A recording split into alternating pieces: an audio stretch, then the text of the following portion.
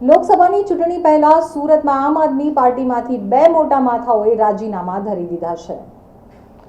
સુરતમાં આમ આદમી પાર્ટીની ચૂંટણીમાં ગત વિધાનસભામાં ગબ્બરની ગુંજ સંભળાતી હતી તો પાસમાંથી આપમાં આવેલા અલ્પેશ કથિરિયા અને ધાર્મિક માલવિયાને ગત વિધાનસભામાં આમ આદમી પાર્ટી દ્વારા ટિકિટ આપવામાં આવી હતી। જો કે વિધાનસભામાં બંનેની હાર થઈ હતી, ત્યારે લોકસભાની ચૂંટણી અગાઉ જ છેલ્લા ઘણા સમયથી નિષ્ક્રિય રહેલા આપના ધાર્મિક અને અલ્પેશે પ્રાથમિક સભ્યપદ સહિત તમામ હોદ્દા ઉપરથી રાજીનામું આપી દીધું છે। પાટીદાર અનામત આંદોલનને સુરત સહિત સમગ્ર રાજ્યમાં ધમધમતું રાખવામાં અલ્પેશ કથિરિયા અને ધાર્મિક માલવિયા અગ્રેસર હતા, ત્યારે રાજકારણમાં કોંગ્રેસને સપોર્ટ કર્યા બાદ આપને પાલિકાની ચૂંટણીમાં પાસ દ્વારા સપોર્ટ જાહેર કરવામાં આવ્યો હતો, જેના કારણે પાલિકામાં ઘણી બેઠકો આપને મળી હતી। પરંતુ પાસના મુખ્ય ચહેરા એવા અલ્પેશ ઉર્ફે ગબ્બરે વિધાનસભામાં વરાછા બેઠક ઉપરથી કુમાર કાનાણી સામે ચૂંટણી જંગ લડ્યો હતો, જેમાં તેની હાર થઈ હતી।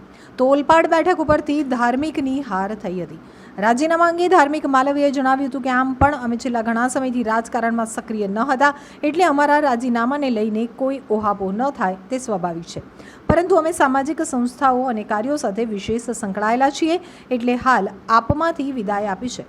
લોકસભાને લઈને રાજીનામું આપ્યાનું કોઈ વિશેષ કારણ નથી। આગામી સમયમાં ફરી જ્યારે સમાજની જરૂર હશે ત્યારે કોઈ પણ પાર્ટીમાંથી ફરી રાજકારણમાં ઝંપલાવીશું।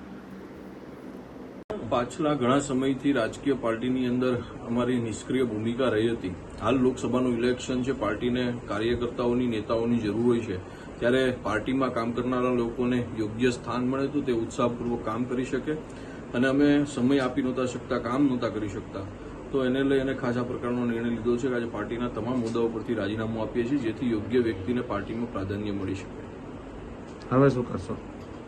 આગામી દિવસોમાં અમારી ટીમને સાથે લઈ અને બીજો જે પણ કંઈ નિર્ણય છે જાહેર કરીશું। બાકી પાટીદાર અનામત આંદોલનથી સમાજ હિતના કાર્યકર્તા આવ્યા છે અને ખાસ સમાજના ઉત્કર્ષ માટે જ્યારે પણ જરૂર પડે ત્યારે સમાજની સાથે ઊભા રહ્યા છે, અને આગામી દિવસોમાં પણ મજબૂતાઈથી સમાજના હિતના પ્રશ્નોને લઈ અને આગળ વધીશું।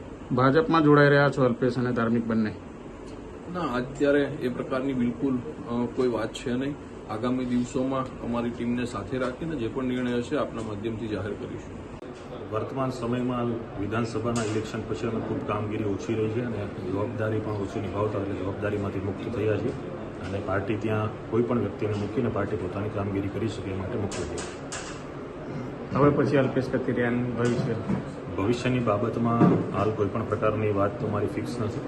આગામી દિવસોમાં લોકોને, વડીલોને અને અમારી ખાસ તો ટીમને મળીને પછી નિર્ણય લેશું। ભાજપમાં જોડાઈ રહ્યા છો? નહીં, હાલમાં કોઈ પણ પ્રકારની બાબત નથી। રાજીનામું આપવાનું કારણ? રાજીનામામાં ખાસ કરીને અમે ઘણા સમયથી નિષ્ક્રિય હોઈને પાર્ટીને પૂરતો સમય ન આપી શકતા, એટલા માટે